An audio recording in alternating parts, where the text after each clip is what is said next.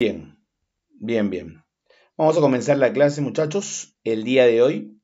Como les mencioné, la primera parte yo le pedí que ustedes pudieran leer, ¿no? Para poder completar lo que es los movimientos totalitarios, ¿no? Los movimientos totalitarios.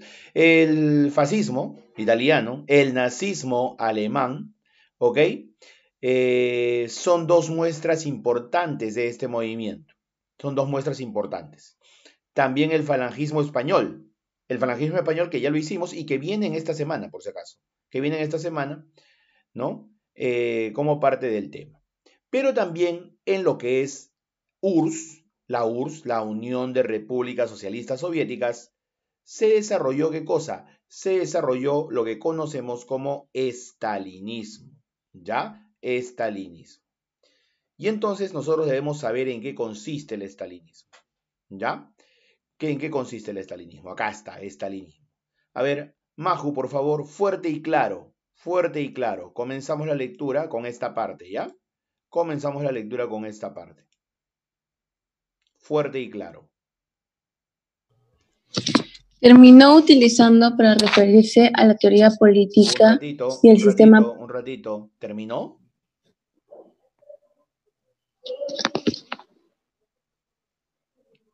¿Cómo dijo, profesor? ¿Terminó? ¿Así comienza? No. ¿Ahí qué dice? ¿Cuál es esa palabra? Estalinismo. Ya. Terminó utilizando para referirse a la teoría política. Maju, la tilde. Término, palabra, concepto. No terminó de acabar algo. Ahora sí, listo. Terminó utilizando para referirse a la teoría política y al sistema público y económico aplicado por Stalin en la Unión Soviética. León Trotsky describió a este sistema como totalitario y esta descripción ha sido ampliamente utilizada por los críticos del estalinismo. Del estalinismo. Estalinismo. Ahora, a ver, Yaneli, dime, ¿qué significa que digan que este sistema estalinista es totalitario? Totalitario. ¿Qué quiere decir eso? Totalitario.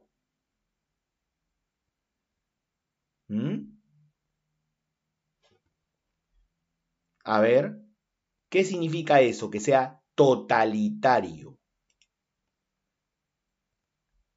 Andy, ¿qué significa que sea totalitario?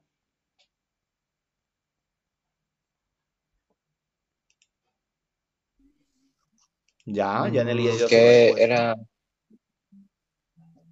Dime, Andy. totalitario, que era de absolutamente todo. Ya, pero ¿qué significa, o sea, que sea absolutamente todo? O sea, ¿qué cosa? ¿Absolutamente todo en qué? A ver, Samuel.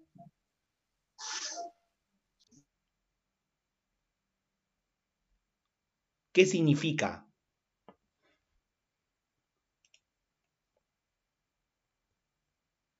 Ahí está. Ahí está Samuel, ahí está Richard. Antepone los intereses del Estado. Ya, eso está bien. Pero ¿saben qué? Totalitarismo. Cuando le diga totalitario es que el poder total del Estado está en una sola persona. Por eso el Führer, Hitler. Por eso el Duce, ¿no? Benito Mussolini. Y en este caso, Trotsky dice, en Rusia es igual. Stalin tiene todo el poder. Es un poder totalitario. Todo el poder está en Stalin. Él lo decide. Y por eso lo acusa de ser un movimiento, un sistema totalitario. ¿Ok? Listo. A ver, sigamos por acá. Sigamos por acá. ¿No? Pablo, léeme esta parte, por favor. Esta parte de acá, donde dice estalinismo como teoría política. El estalinismo como teoría política. En su disputa con Trotsky, Sterling quitó la importancia del rol de los trabajadores en los países capitalistas avanzados.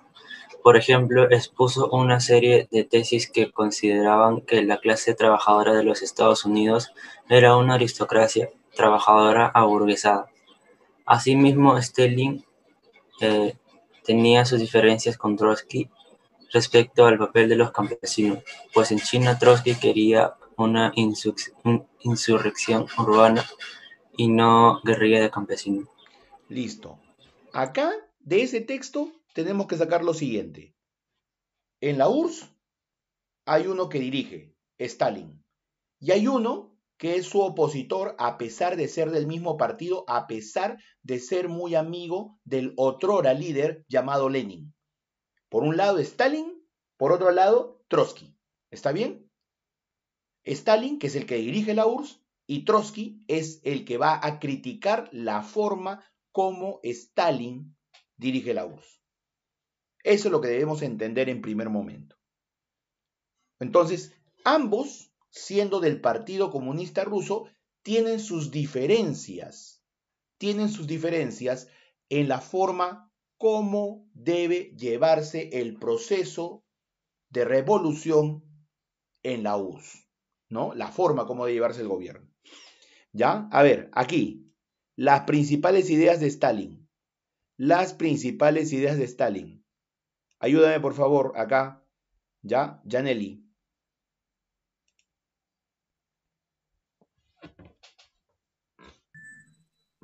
Las principales ideas de Stalin dentro de la práctica comunista fueron defensa del socialismo en un solo país, la lucha de las clases se, agra- se agravaría a lo largo del desarrollo del socialismo, con lo que se daba una base teórica para justificar la necesidad de la represión de los oponentes políticos. Por ejemplo, cuando dice eso Stalin, defensa del socialismo en un solo país. Ya sabemos en qué país, la URSS. O sea, el socialismo debe darse en la URSS. El primer país socialista de la historia es la URSS. Ahora, ¿qué es la lucha de clases? Cuando hablamos de división de la historia, hablamos, por ejemplo, comunidad primitiva, hombre, naturaleza. Esclavismo, amo versus esclavo. Feudalismo, señor feudal, siervo. Capitalismo, burgués, trabajador. ¿Qué cosa es eso? Contradicción. ¿Qué cosa es eso? Lucha de clases. Para que cambie la sociedad, tiene que haber lucha de clases. Los obreros tienen que enfrentarse a los dueños de las empresas y eso generará una revolución. Así es el cambio según Stalin. ¿Ok? Según Stalin. Ese es el cambio según Stalin. ¿Está bien? Entonces, esa es la base que debemos saber y debemos haber leído sobre el stalinismo. Miren las características y miren qué lucha hay entre Trotsky y Stalin. ¿Está bien? Eso es importante, por favor. ¿Ya? Ahora, otra cosa importante que nos presenta la lectura que te pedí desarrollar es el crecimiento de Japón. Cómo Japón, poco a poco, se va convirtiendo en una potencia mundial. Incluso dejan sus vestimentas tradicionales, como verás acá, ¿no? Sus vestimentas tradicionales para ponerse vestimentas al nivel de Occidente. ¿Cuál es el nivel de Occidente? Copiando de repente a Inglaterra, a Estados Unidos, ¿no? Copiando a lo que es, ¿qué cosa? Copiando a lo que es Alemania, etcétera, ¿no? Japón poco a poco se va a convertir en una potencia, ¿no? En todo el sentido de la palabra, militar, política, bélica, ¿no? Japón se convertirá en una potencia y después de la Segunda Guerra Mundial ya se convierte en un país desarrollado tecnológicamente, pero que estará dependiente de Estados Unidos. ¿Ok? Ese es el caso de Japón. ¿Cuál es el hombre más importante que cambió esto? Acá está, el emperador Hirohito. ¿Entiendes? Que quiso incluso llevar a la expansión a lo que es Japón. Por eso Hirohito es el que ordena, por ejemplo, el ataque a Pearl Harbor, las islas que están en el Océano Pacífico y que se las quisieron quitar a Estados Unidos. Así de simple. ¿Ok? Entonces, eso es lo que tenemos acá por si acaso. ¿Ya? Periodo de entreguerras. Listo. Periodo de entreguerras. No te vayas a olvidar. Listo. Ahora, saliendo de esto, ¿cuál es el tema que nos toca el día de hoy? Los Estados Unidos entre 1919 y 1939. ¿Qué es lo que pasaba por allá? Y la verdad que este tema se refiere solamente al crack de 1929. Entonces, Estados Unidos entre 1919 y 39. ¿Cómo se llama ese periodo? Periodo de entreguerras. Y la vez pasada te dije que ese periodo de entreguerras, o sea, entre la Primera Guerra Mundial y la Segunda Guerra Mundial, tiene dos eventos importantes. Uno, el nacimiento de los movimientos totalitarios, fascismo, con su variante en Alemania, nazismo, con su variante en España, falangismo, y otros nacionalismos que ocurren en Europa. Y en América vamos a tener, ¿no?, los felices, los dorados años 20, que es la época de mayor esplendor que tuvo Estados Unidos en aquella época. La época de mayor esplendor. Y entonces eso es lo que debemos estudiar. La época de mayor esplendor y su fase todavía crítica, que es el crack de 1929. El crack de 1929, ¿no? A ver, entonces eso tenemos. Historia universal, el crack de 1929, ¿no? Así como hay el Miami Herald, el New York Herald, así también hay el London Herald. ¿Qué cosa es? El crack de 1929, la caída de la Bolsa de Valores de Nueva York. A ver, ¿cómo conocemos esto de acá? A ver, ¿qué debo conocer de aquí? Mira, ¿qué dice? Dice lo siguiente.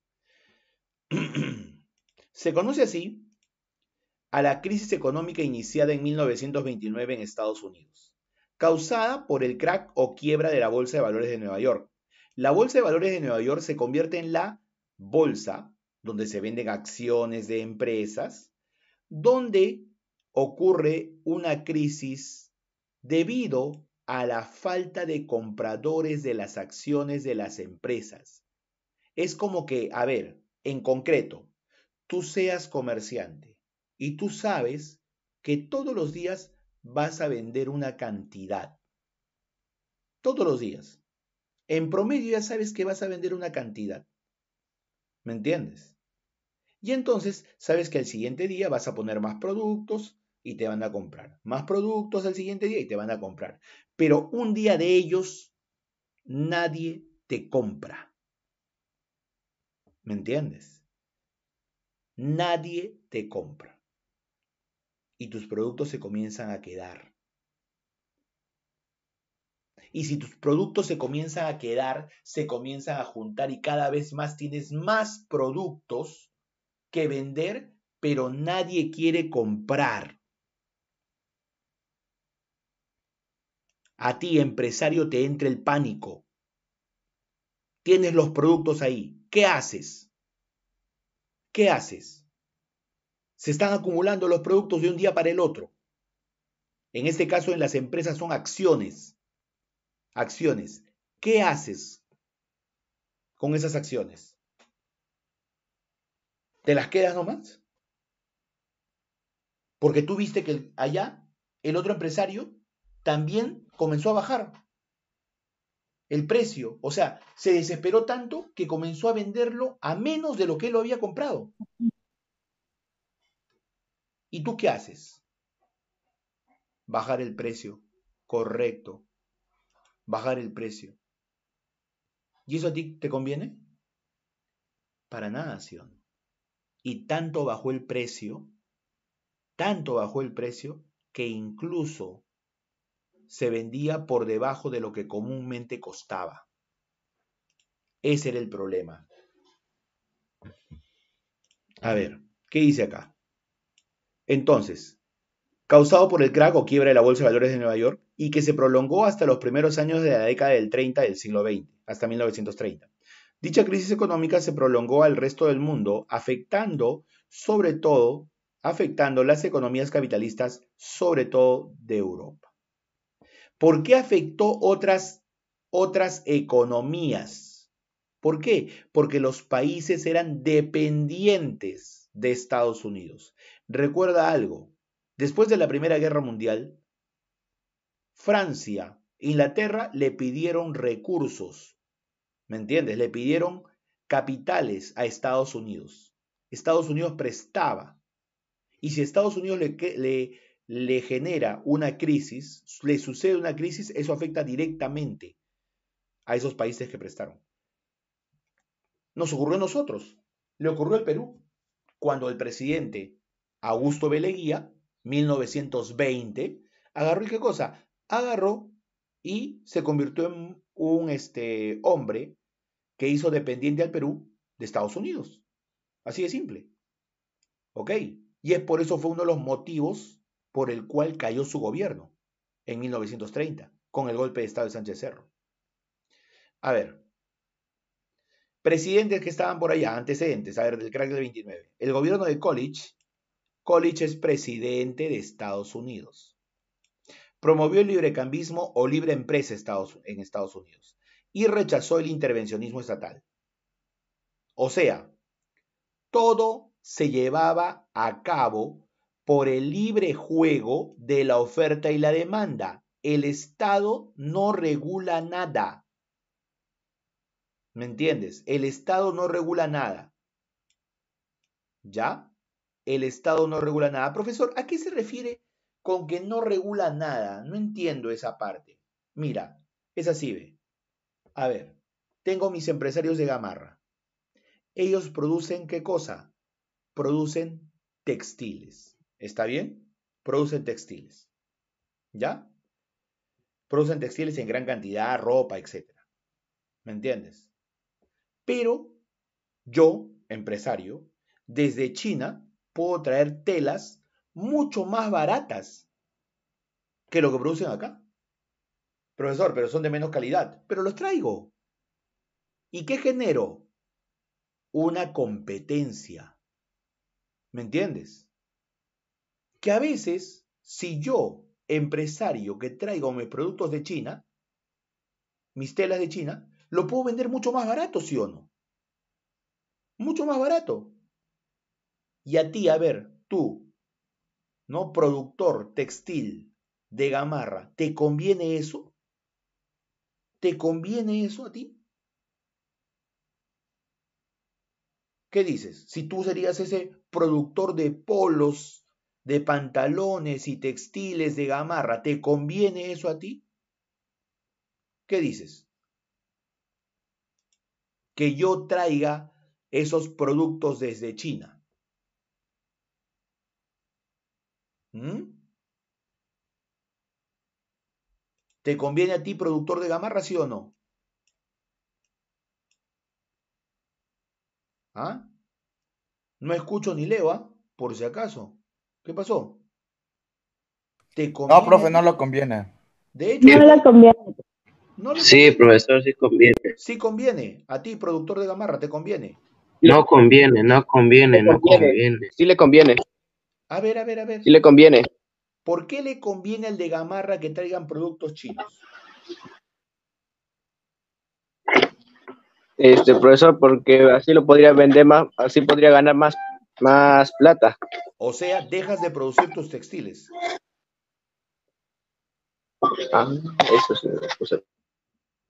¿Ya? Es una buena respuesta. Mira, al productor de Gamarra, de textiles, no le conviene, porque se acabaría su negocio, porque dependería de China. ¿Me entiendes? Es que, y además otra cosa, ¿qué pasa si este productor de Gamarra no se dedica a eso? Él quiere seguir vendiendo lo suyo. Más bien le sale la competencia y el mismo chino vende los textiles a la gente.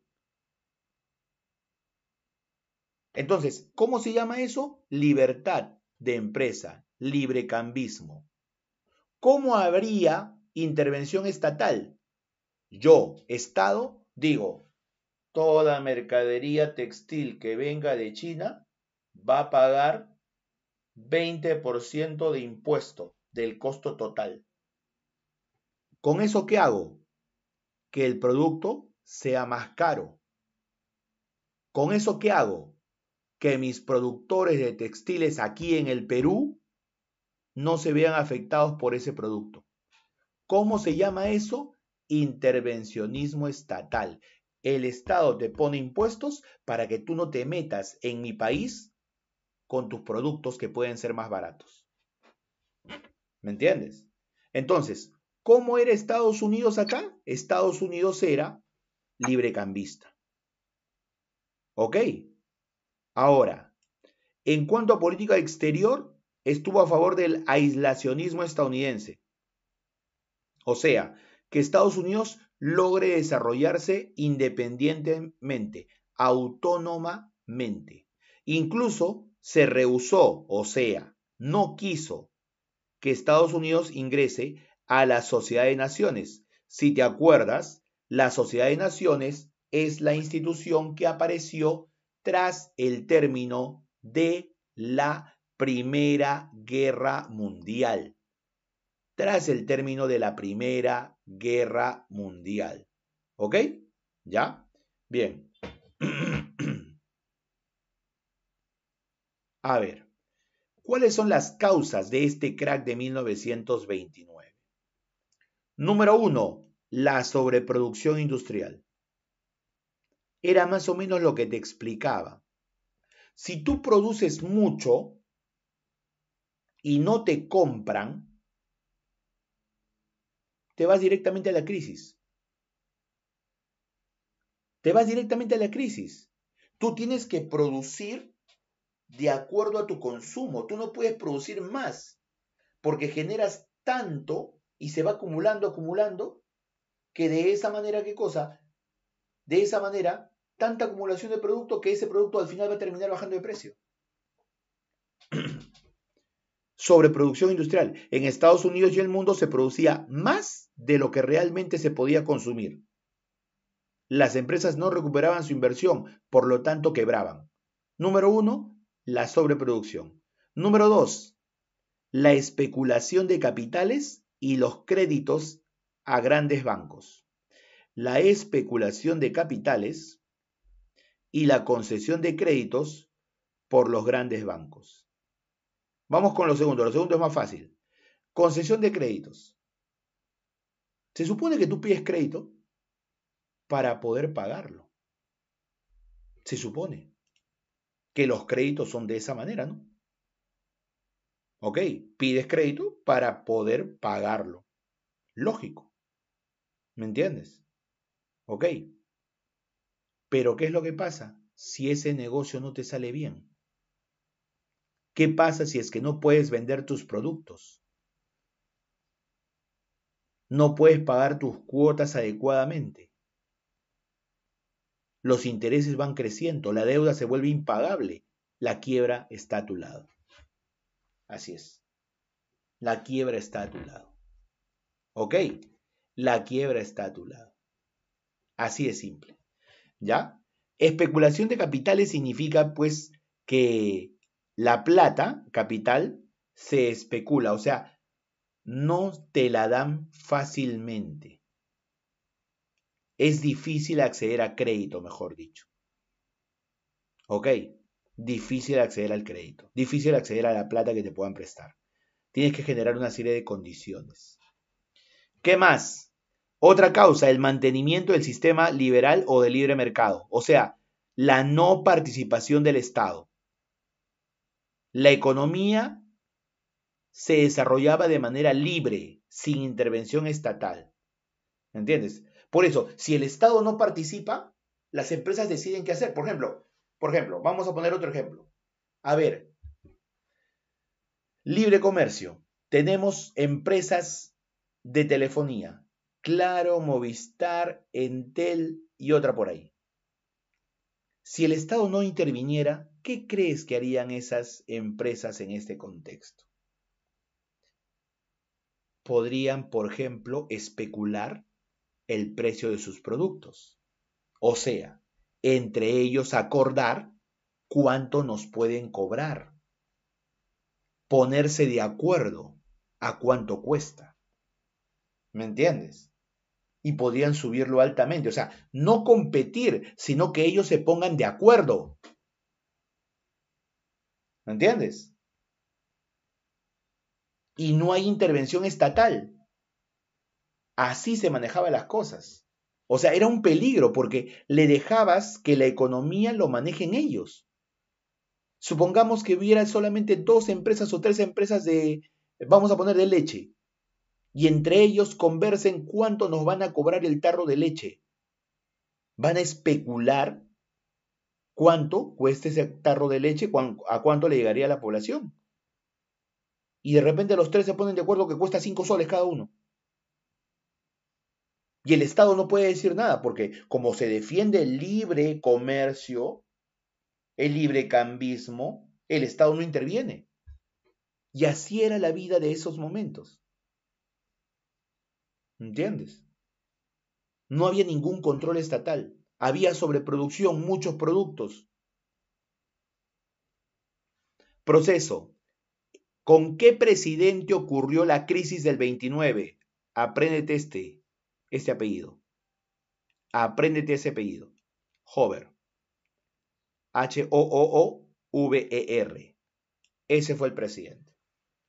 ¿Ya? Hoover fue el gran heredero de la prosperidad estadounidense de la década del 20, que prontamente caerá en picada debido al estallido de la Gran Depresión de 1929. La Gran Depresión es la consecuencia del crack. El jueves negro. El jueves negro. Esto tienes que saberlo. El jueves negro. ¿A qué se le llama el jueves negro? 24 de octubre se produjo el crack de la Bolsa de Valores de Nueva York. 12 millones de acciones fueron vendidas a muy bajo precio, pero la demanda era nula. O sea, como se dice, lo vendían, pero a bajísimo precio, con tal de darle movimiento a las acciones. El sistema bancario se hundió y arrastró a las industrias que estaban descapitalizadas, o sea, sin dinero. Y no conseguían colocar sus productos, o sea, no lograban vender sus acciones. Las acciones son las partes pequeñas de una empresa, por si acaso. Tú habrás escuchado varias veces acciones de empresas. Ya, es como si yo dividiera la empresa, como si fuera una torta, en tajaditas chiquititas. 1 acción, 2 acciones, 3 acciones, 4 acciones, y eso lo comienzo a vender. El lunes negro, se vendieron 9 millones de acciones, pero el precio de estas había caído en más de 14 millones de dólares en menos de una semana. O sea, vendían a pérdida. El martes negro la bolsa colapsó. El precio de grandes empresas como General Electric o Walmart también cayó. O sea, el jueves negro partió todo. Viernes, lunes, martes fue el caos total. Todo durante el periodo del presidente Hoover.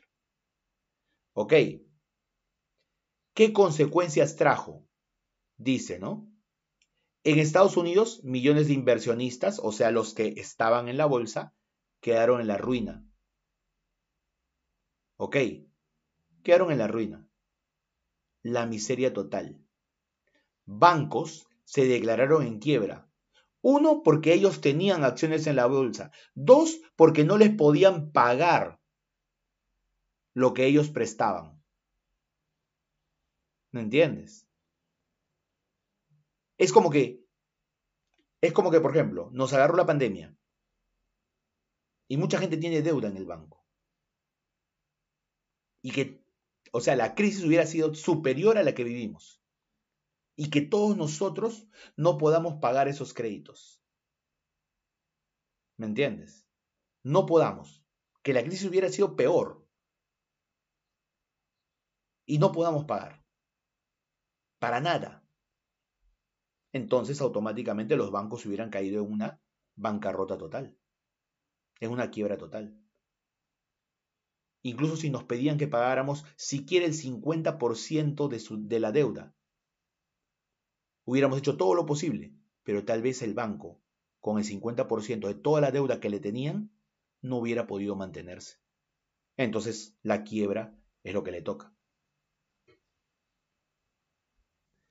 ¿Qué otras consecuencias tenemos?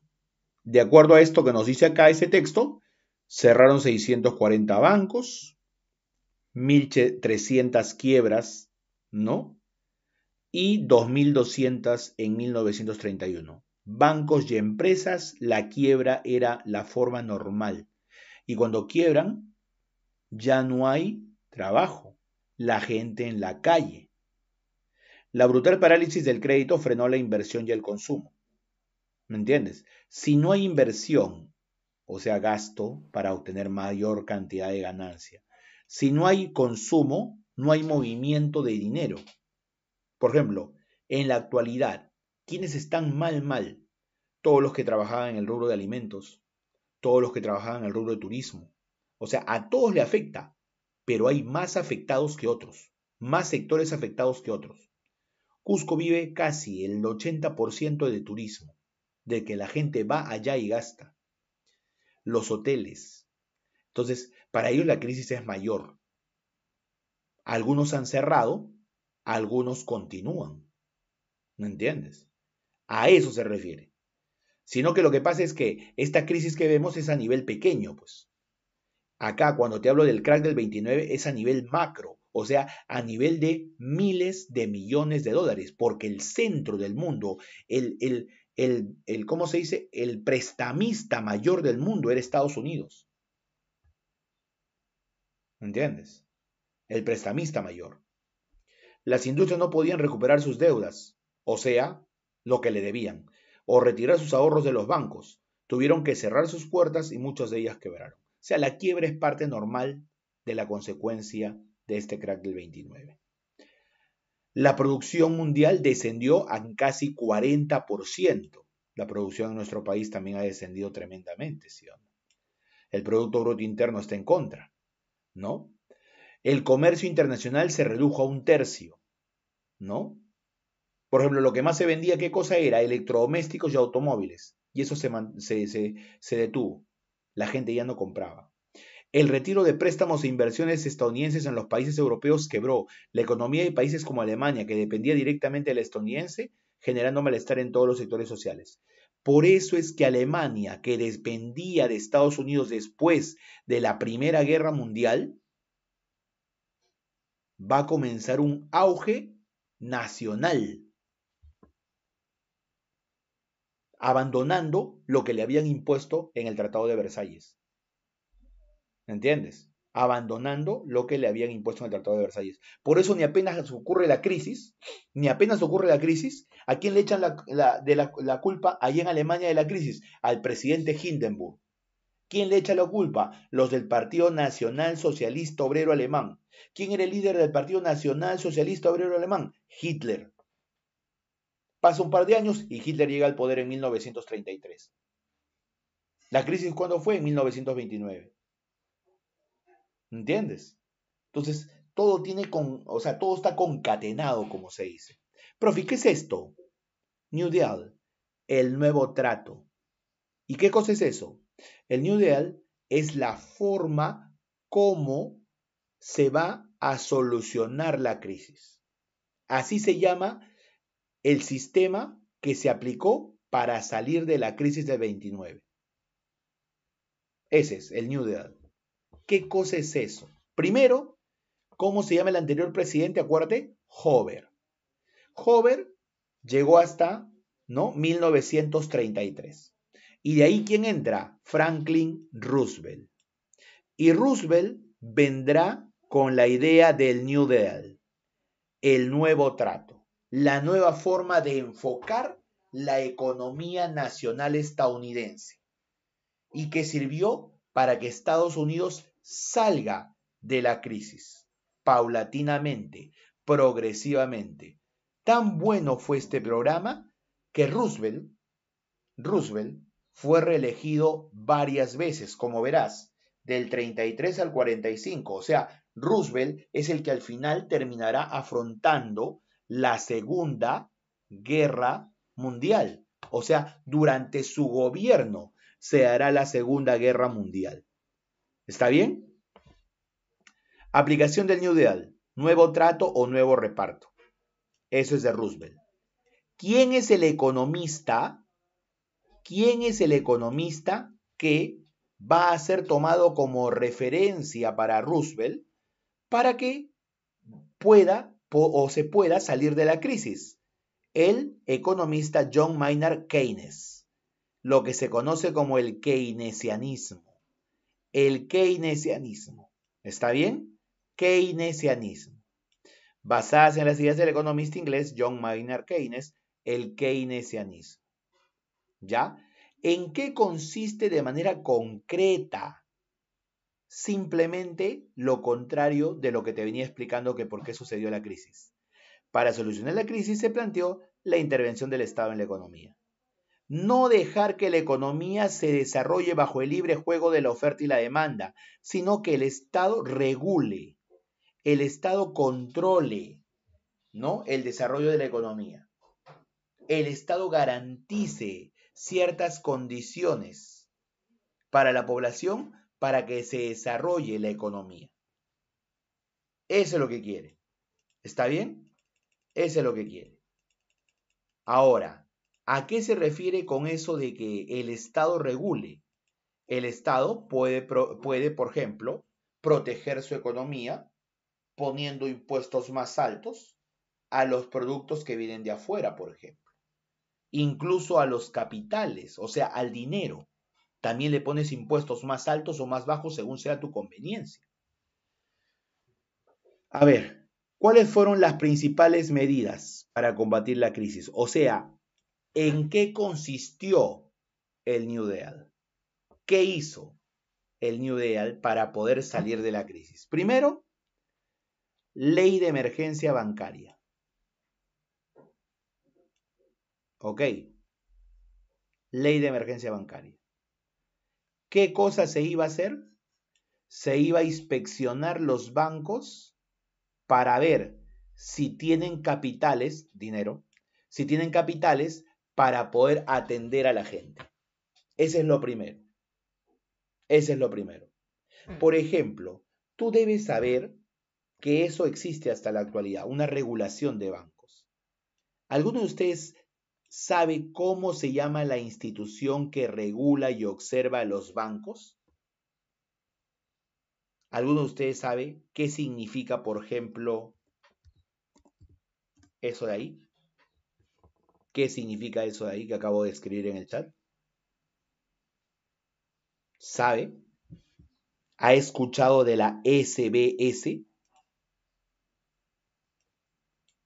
¿Qué dicen? ¿Han escuchado de la Profesor, ¿no es la CMF? ¿Cómo dices? ¿No es la CMF? CMF, no. SBS. Ay. Dime. Profesor, ¿significa superintendencia de bancos? Exacto. Es la Superintendencia de Banca y Seguros. Superintendencia de Banca y Seguros. Y esta Es el seguro. Superintendencia de Banca y Seguros. Ahora, ¿de qué trata la SBS? ¿Me entiendes? ¿Ya? Porque en Estados Unidos es de otra manera, pero acá en el Perú es esta, la SBS. ¿De qué trata? Por ejemplo, tú tienes tu plata en el banco, tú. ¿Y qué pasa con ese banco? Con esa financiera. Quiebra. ¿Qué pasa con tu plata? Se supone que la pierdes. Y el Estado dice, no, alto, no. Tranquilo. No lo vas a perder. No lo vas a perder. La SBS va a garantizar que ese dinero se te regrese a ti, a pesar que el banco quiebra. ¿Entiendes? A pesar que el banco quiebra. ¿Sabes hasta qué monto te pueden entregar o devolver? Hasta 96,000 soles. ¿No entiendes? Ese es lo máximo. ¿Quién creó la SBS? ¿Quién garantiza que la SBS cumpla con ese propósito? El Estado. ¿Cómo se llama eso? Intervención estatal en la economía. ¿Cuándo apareció eso? Después del crack de 1929. ¿Para qué? Para garantizar que esa plata que tienes en los bancos, en las aseguradoras, en las financieras, no se pierda ante la quiebra de un banco, sino que se le devuelva a la persona que tenía su dinero. Y de esa manera, la crisis no jale al otro, no jale al otro, no jale al otro. Si quiebra, quiebra el banco y punto, pero todos los que contribuyeron no, pues. Eso evita una posible crisis. ¿Me entiendes? Ese es número 1. Número 2. Ley de recuperación de la industria nacional. Creo que ahí no tengo que explicar nada, ¿no? Simplemente es promover el desarrollo de la industria nacional. Lo que sí debo aclarar es que una vez que se recupera, tengo que hacer que estas empresas compitan entre ellas, pero que haya una competencia leal, no desleal. ¿Cómo que competencia leal? La competencia leal es de acuerdo a los precios. De acuerdo a los precios. ¿Me entiendes? ¿Cuánto me cuesta mis... A ver, vamos a ponerlo así. ¿Cuánto me cuesta mis 100 megas en Claro? Me cuesta 90 soles. ¿Cuánto me cuesta mis 30 megas en Movistar? 60 soles. O sea, cada uno pone sus precios. ¿Cómo se llama eso? Competencia. ¿Me entiendes? Competencia. Así es. Entonces, la competencia debe ser leal. Cada uno pone sus precios y cada uno decide a dónde se va. ¿Cuánto me cuesta un celular en tal empresa? 900. En el otro, 1000. Ah, ya. Yo decido dónde irme. ¿Entiendes? Soy Claro, no me gusta su servicio. Aló, buenas. Soy de Claro, quiero cambiarme a Movistar. Listo, gracias. Ya, para el día de mañana le llega su chica y ya te cambiaste. Punto, se acabó. ¿Me entiendes? O sea, se dan todas las condiciones para que uno pueda desempeñarse sin ningún inconveniente dentro de este mundo capitalista. Competencia leal. Ley de reforma agraria. Se hizo una ley de reforma agraria en Estados Unidos para permitir, ¿qué cosa? La llegada de créditos a los agricultores, para que haya mayor producción agrícola, mayor trabajo, mayor posibilidad de alimentación. ¿Ok? Y se creó la Public Works Administration. No me aprendas en inglés esto, simplemente, ¿qué cosa? Una institución que fomenta obras públicas. O sea, hacer obras públicas también es una forma de salir de la crisis, claro. ¿Sabes por qué? Porque cuando tú ves obras públicas en la calle, pistas, carreteras y demás, piensas que eso es... ¿Eso del Public Works Administration es Administración Mundial Pública? Claro, fondo de administración pública, es un fondo de administración pública. O sea, es una institución que agarra la plata del Estado para hacer obras públicas. ¿Qué es obra pública? Carretera, colegio, posta, hospital, esa es obra pública. ¿Me entiendes? Por ejemplo, si yo creo un hospital, es para preocuparme por tu salud. Entonces tú ya no vas a pagar a un doctor particular para que gastes más, sino que vas a irte al hospital. Esa es la finalidad. Es que mira, tienes como economista hacer que la gente tenga plata en su bolsillo para generar el consumismo de productos. Y al generar el consumismo de productos, generas a la vez mayor producción, pues. Por eso a partir de la década del 30, tras la crisis, nos meten en la cabeza el chip del consumismo.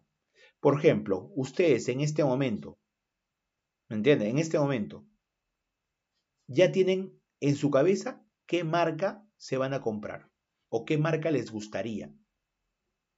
De un auto, de un televisor, de una computadora. ¿Entiendes? Ya ustedes ya tienen. Todos tenemos.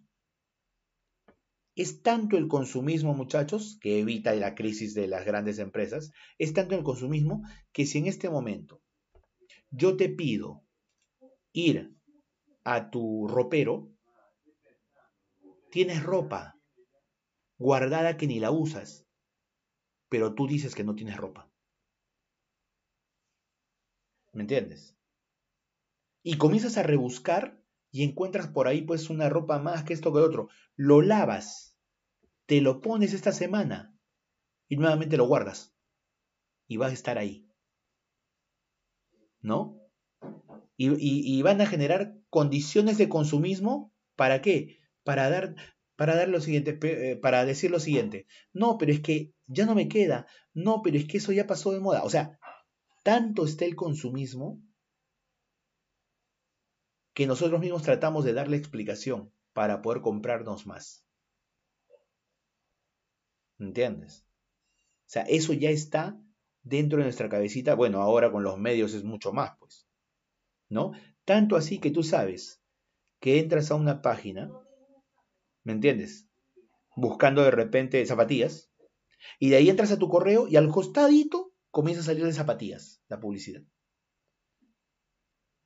Entras a tu Facebook y al costadito la publicidad de zapatillas. Oye, qué raro, me están persiguiendo, qué cosa. Lo que pasa es que hay algoritmos dentro de las redes que agarran y se dan cuenta cuáles son tus gustos. Y de esa manera te van colocando los productos ahí alrededor, para que sigas pensando en eso, ¿no? En el televisor, en la computadora, en la laptop, en el celular, en la zapatilla, etcétera, etcétera. Ese es el sistema actual, que garantiza que no haya crisis. ¿Me entiendes? ¿Qué garantiza que no haya crisis?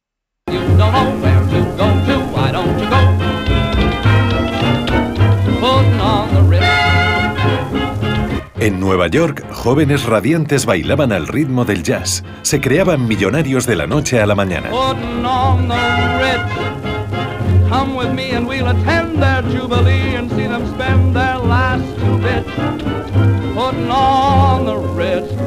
Fue la fiesta más larga de la era moderna.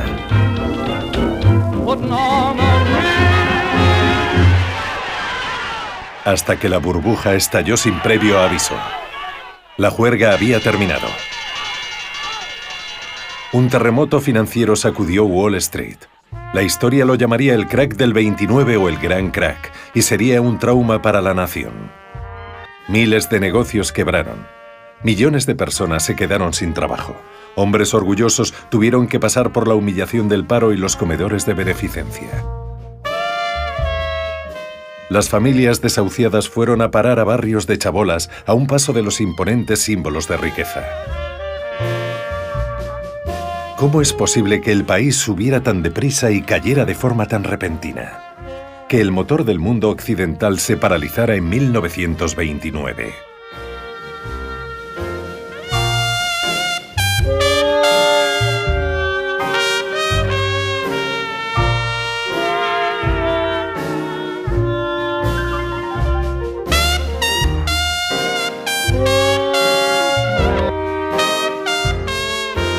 De la bolsa en Estados Unidos. Mucha gente se arruinó y lo perdió todo. A este crack le siguió una fuerte crisis económica, conocida como la Gran Depresión. En este vídeo os vamos a contar la historia que creíamos que nunca se iba a volver a repetir. Miércoles 23 de octubre de 1929. Los precios se desploman en el mercado de valores de Nueva York, la bolsa neoyorquina situada en el número 11 de Wall Street. Los inversores están sorprendidos y preocupados. Durante años, los precios de las acciones no habían parado de subir. A ese miércoles le sucedió el Jueves Negro. De repente, la bolsa de Nueva York se llenó de gente que en vez de comprar quería vender. Dicen que hubo gritos, llantos y empujones en el parqué. En las calles aledañas se congregó una gran multitud. Para entender el crack, debemos retroceder una época. En 1919, los Estados Unidos habían emergido como primera potencia tras la Primera Guerra Mundial. Estados Unidos estaba viviendo una etapa de su historia muy gratificante y placentera, que creían duraría para siempre. Eran los felices años 20. Las fábricas americanas producían productos para la vieja Europa. Para costear la guerra, el Estado había emitido unos bonos, llamados bonos libertad. Si pagabas por dichos bonos, el Estado te devolvería el precio de los bonos con intereses. Por primera vez, los ciudadanos vieron que podían obtener rentabilidades interesantes por sus ahorros. Así, Charles Mitchell, presidente del National City Bank, viendo que se acababa de crear un público con tendencia a invertir, decidió sacar al mercado bonos corporativos o acciones, y le dijo a la gente que eran inversiones fiables y con poco riesgo. Pronto, los bancos empiezan a sacar nuevos productos financieros, abriendo también el grifo para que la gente acceda al capital. Por primera vez se instala el compre ahora y pague después. El acceso al crédito era facilísimo y todo el mundo, desde el director de un banco hasta un limpiador de zapatos, podía endeudarse y vivir por encima de sus posibilidades. En esta expansión de crédito tuvo mucha culpa la recién creada Reserva Federal en 1922, bajando los tipos de interés a niveles históricamente bajos, hinchando una burbuja inflacionista e iniciando una borrachera bursátil. La bolsa, en aquel entonces, era un mercado en el que solo invertían expertos, muy restringido al público y se acomodaba como un mercado competitivo, rigiéndose a las leyes de oferta y demanda. En este punto, el mercado especulativo se abrió a todo el mundo. Todo el mundo quería su tajada. Mitchell abrió agencias de corretaje por todo el país. Eran lugares donde se podía invertir en bolsa, se actualizaban los valores a cada segundo y era necesario acudir para poder comprar o vender. Allí se te proporcionaba un papel para dar validez a tu compra o venta, y este debía ser conservado. Y llegó al alcance de todo tipo de personas en Estados Unidos. La gente estaba encantada. Se creó un mercado alcista que parecía que no bajaría nunca. En los años 20 se llegaban a obtener grandes beneficios con un capital pequeño. La situación se embelleció aún más por la venta de acciones a crédito. Si querías comprar acciones, pedías dinero prestado a un tipo de interés muy bajo. Total, en un mercado alcista, al vender vas a recuperar tu dinero y al final salías ganando. El mundo se endeudaba y las agencias permitían un apalancamiento 1:10, es decir, invertir una suma 10 veces superior a tu capital real. Se calcula que 2/3 partes de las acciones de Wall Street se compraban con dinero prestado. La bolsa sube o baja rigiéndose por la ley de la oferta y la demanda, es decir, de lo que la gente está dispuesta a pagar. Aquí la demanda crecía sin precedentes. En vista del gran beneficio que todo el mundo estaba obteniendo, la gente no le importaba cuánto pagar por las acciones, siempre y cuando subieran. Este exceso de demanda provocó que los valores creciesen y creciesen sin control. Fuese de la empresa que fuesen, no importaba por qué estaban subiendo, siempre subían.